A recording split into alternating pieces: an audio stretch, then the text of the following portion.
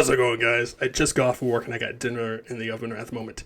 I caught this trailer like half an hour-ish before I had to go off to work this morning. I was so irritated that the trailer dropped on YouTube for the main thing. I'm like, no, I want to do a reaction to it. So I had to wait basically the entire day. Dragon's Dogma 2. I've been so excited for this goddamn game to eventually come out. Now, Dragon's Dogma originally came out in 2012, and it's a Japanese RPG, JRPG as they put it. I actually played Dragon's Dogma before I actually played Dark Souls, and that's what actually got me into playing Dark Souls 1, Dark Souls 2, and so on and so forth. Dragon's Dogma is such a great game. If you like Dark Souls, and you like Elden Ring, and you like Bloodborne and Sekiro, you'll like Dragon's Dogma. It's not as sophisticated in the fighting style like those ones are, but it's a little more open world. It has diverse enemies. I mean, you're fighting trolls, you're fighting ogres, you're fighting dragons, you're fighting drakes, and then there's the DLC, which is like ridiculously hard to even try to beat the goddamn thing. I beat it one time, and that was it. Ever since then, I never bothered with it because it's such a goddamn pain in the ass. There's like 9 or 12 different class types you can actually play. You have your standard, your fighter, your mage, your archer, and then it diverses into like a ranger, into something else like an assassin. I think it's like strider, and then like the physical one has like the warrior, it has the fighter, it has a mystic knight, which is like basically a paladin. You have magic archer, which combines basically magic and archery together. You have the assassin, which is basically just the best class you can actually play in the entire game. You have your sorcerer, you have your mage, and then that's where it falls into the combinations of making mystic knights, making magic archers. I mean, it was such a diversity. I've beaten the game with all classes and tons of gameplay that I just continuously love. I have both versions. I have the original and I have Dragon's Dogma, the DLC version of it. I can't remember what it's called. But as time went on, I was like looking, I'm like, is there going to be a Dragon's Dogma 2? Is it ever going to happen? And it was like, no, they're never going to make a number 2. If it is, it's not going to be for like, 10 or 12 years from now. And it was like, damn. And it was pretty damn close to, because we're already in 2023. 11 years later, they're coming out with Dragon's Dogma 2. And before then, it was like slowly rumored that they were coming out with Dragon's Dogma 2. Nothing really too detailed about it. And then, bam, they hit us with the trailer gameplay, and it's in Tokyo at the moment. So I suspect Dragon's Dogma 2 is going to come out maybe 2025 if we get lucky enough. But like I said, I've got food in the oven right now, so we're going to kind of split this video. So we're going to watch a little bit of the gameplay, and then it'll cut off until I can get my food, and then we'll restart it back up.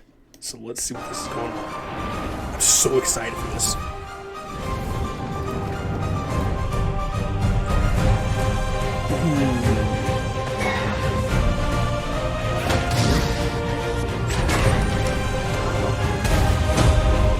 Okay, the Brain Cyclops is back. I like the desert diversity to it too. Ooh, we're getting new spells. Chimeras, got hippogriffs. Yeah, that's your... Oh, before we even started up, fast travel is one of the main things that was actually wrong with Dragon's Dogma.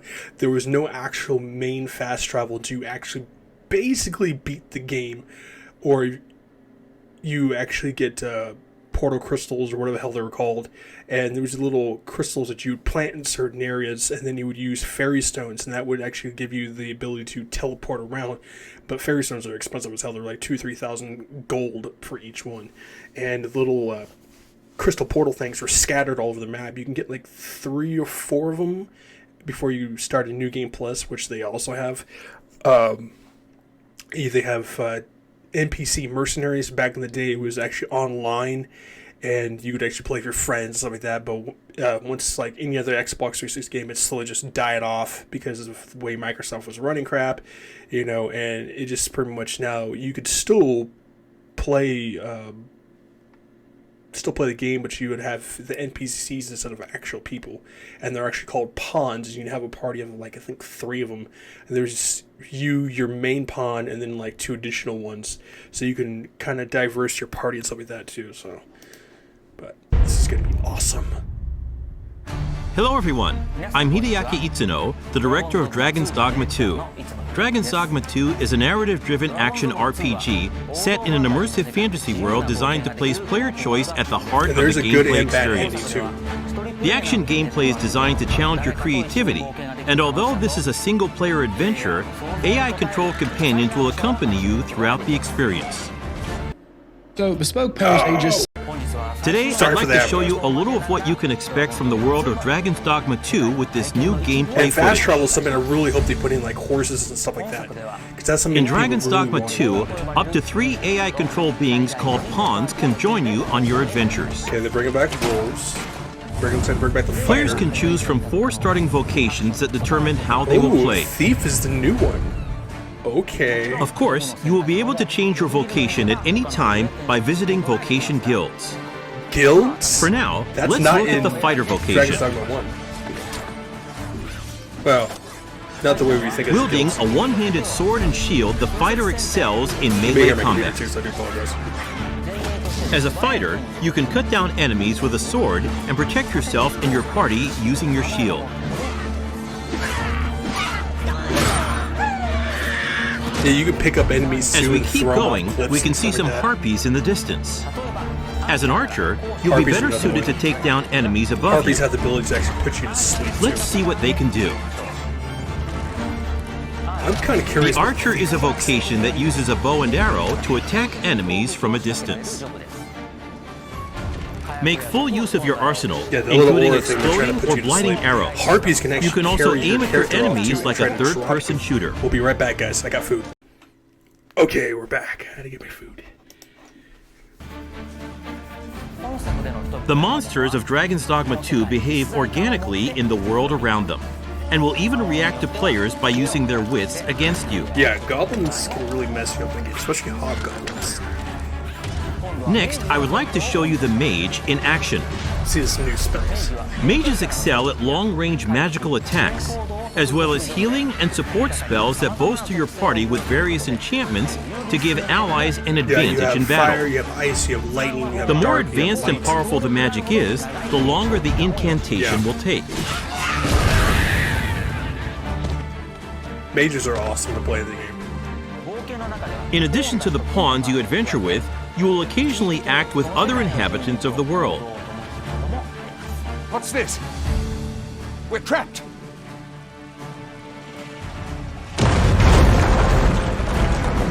Cyclops. Yeah, you have Cyclopses, you have ogres, you have chimeras, you have dragons, you have drakes, you have wyverns.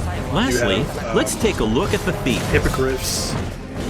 As a thief, you use daggers to strike at your enemies, relying on agility and quick attacks. A mage or anything like that, use Swift Step to quickly move away from enemies after an attack. The key strategy for the thief against massive monsters is to find openings and cling on to the enemy to deal damage. Certain enemies have certain weaknesses. Fighting head-on is always an option, but it's a good idea to utilize the environment around you while engaging with enemies. That's something that's new. Do you like having a PO? Between your chosen vocation, diverse terrains, and the particular monster you're up against, each encounter challenges players and their party to use their creativity to succeed. He made a bridge out of him, I love it. 2 nations prosper in the world of Dragon's Dogma 2. Vermund, the human kingdom, and Batal, the land of Beastren. 2 new places. In Vermund, the Arisen who slay the dragon have ruled as kings for generations. This land of lush meadows and rolling hills is ripe for exploration. In contrast, Batal is a rugged canyon nation with a city built on the site of ancient ruins. I really hope they have new enemies. It is home to the Beastren and their unique culture. The nation of Batal offers players a different experience from the human kingdom, with diverse environments to explore and monsters to encounter. Because so far they're just showing the same. In your adventures, you might come across people who call out to you. Have you some business with the apothecary, sir? Other times, you might receive quests from people who you aid. Thank heavens. Thought I'd ne'er make it. If I might be so bold as to impose upon you again, would you be Yeah, willing escort to quests are so accompany me to the goddamn cemetery annoying because if they and die, safeguard me from harm? you have to restart it all over Pawns again. with knowledge of a quest may be able to guide you to the right location, but it is up to the player to decide whether to follow them Yeah, you or can not. climb too on your environments too. Pawns support you throughout your adventures and may come to your aid when you are in Oh, trouble. you're dead. What? That's new. To complete your quests, you can ride ox carts to travel to major locations. Because you can revive your pawns if they die, or they can help you out too. But be aware, as you might get attacked That's en an route ogre. to your destination and have to decide how to tackle the situation. Weak against fire, but heavily strong immune. During the ride, you can choose to close your eyes to quickly arrive at your destination.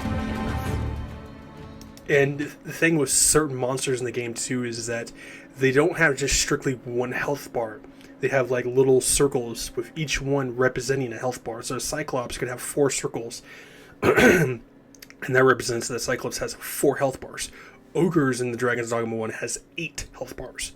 And I think one of the main enemies in the game, I think is like Death, has like 11 or 12 health bars, and the final boss too. So it's like... Time is ever passing, even while riding an Yeah, ox cart, time passes and the too. environment around the player constantly changes. And sorry for the constant pausing, like organic foods, like fruits and vegetables will actually spoil over time unless you actually put them into your main chest or you have a container that actually keeps them fresh. Nighttime is especially dangerous. Yeah, nighttime spawns a whole different new amount of enemies, like necromancers. With no and light to liches. eliminate your surroundings, you will be enveloped in pitch black darkness where you Yeah. can't even see your feet. You get a lantern, you have to fill it with oil. too. Also, there are dangerous monsters that only appear at night, Yes. so you need to be careful when adventuring in the dark. Holy is your best shot against the undead. If you have a camping kit, you can find a campsite to spend the night and recover your health. That's new, because that's not in the original Dragon's Dogma. Good evening, Arisen. That's a Khajiit. Tis What? the honor of my life to share your journey, You're Arisen. kidding me. You get animal people? To wrap up, I'd like to introduce some advanced vocations that become Yes, available as you vocations. progress in the story. Oh, wait. Mystic Spear Hand, and ooh, they're bringing back the Magic Archer. Ooh, this is gonna be good. The Mystic Spear Hand combines magic attacks and weapon-based physical attacks. We're getting A spear. good all-rounder, they use their duo spear at close range and magic at long range. What? They can also use magic to block an enemy's movement or throw multiple items at once. He just teleported to them. The Magic Archer is a vocation Classic. that further specializes in long-range attacks with magical arrows. Can never go wrong with On Magic top of Archer, healing and unless you're providing taking on the support to your allies, they can learn a skill that releases a powerful attack over a wide area in exchange for reducing their own maximum HP. And of course, there are other unique vocations you can look forward to. We have a playable version of Dragon's Dogma 2 at the Tokyo Game Show Capcom booth. Depending on the choices they make, each player can experience very different playthroughs. Yes. We're very much looking forward to the impressions of those who get a chance to play. Dragon's Dogma 2 is being developed for PlayStation 5, Xbox Series X, Xbox Series S, and Steam. Please stay tuned for more Or information. might get it on Steam. Thank you. This is gonna be awesome. And don't really want to go into too much of spoilers for original Dragon's Dogma if people have never actually played it, but they're basically the end boss is kind of somewhat of a surprising boss. So I'm kind of wondering what the new boss is going to be in this one. You may hear people on the outside, so I do apologize. The fact this is taking in Tokyo, so it's like, damn. But like I said, I expect this to come out like 2025, 2026, somewhere around there. Usually around summertime when the big games start to hit. But yeah, if the demo drops on Steam, I definitely want to see if I can be able to play it if I ever get a new gaming PC. And the fact that it's coming on Xbox, or PlayStation 5 is even awesome too. So I'm definitely going to be looking forward to more gameplay or more demos so that people are actually going to be able to play this. So super hyped. I'm really glad they're finally making a Dragon's Dogma 2. Like I said, there's a lot of the original enemies that I've seen that are in from Dragon's Dogma 1. They pretty much just, pre-skin to a different skin, like giving ones different colors, giving them hair, stuff like that. So I really hope they introduce new enemies and not just bringing back the old ones from the original game. But can't really put much into words. So if you've never played Dragon's Dogma, it's Dragon's Dogma Dark Arisen, this is the DLC. Highly recommend you pick it up, and trust me, you will have a lot of fun with that game, and you can actually reset your vocations too. Like I said, there's a good ending, there's a bad ending. Same thing with the DLC. That will definitely give you a challenge, and it's probably one of the best JRPGs I've ever played. For if you like Dark Souls or Elden Ring or any of those type of games, Dragon's Dogma is a game that's definitely going to be for you. But either way, hope you're staying safe, healthy, and sanitized. Please drop a like, tap on subscribing, leave comments below, and let me know if you ever played Dragon's Dogma. Does this look interesting to you? And I'll make sure to check them all out. See you guys.